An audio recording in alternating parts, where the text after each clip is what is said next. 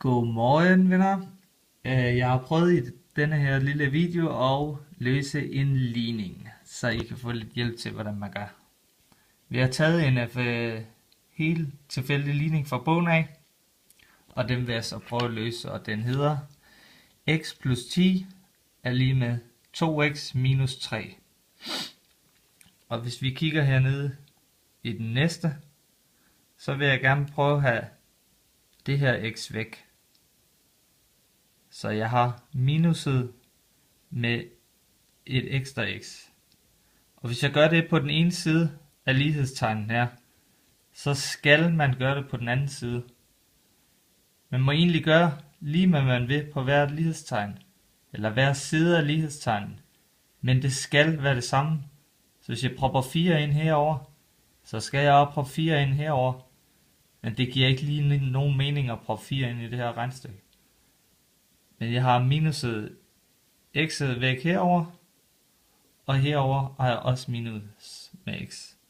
Så vi kan se i den næste, der forsvandt x'et her, så vi har kun 10 tilbage. Og herover, der er det minuset med et x'er, så der har vi bare x.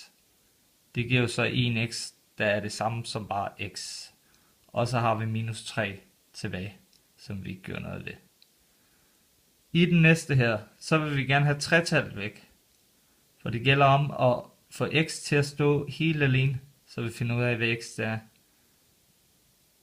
Så vi har plusset med 3 på den ene side, og den anden side.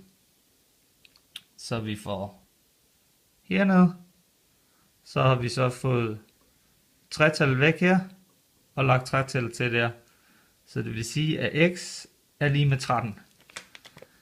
En god ting for at kontrollere, om man har regnet rigtigt, når man har løst en ligning, så kan vi prøve at smide. Vi fandt jo ud af, at x det var lige med 13. Så hvis vi tager hele stykket igen, så har vi smidt 13 ind på x's plads.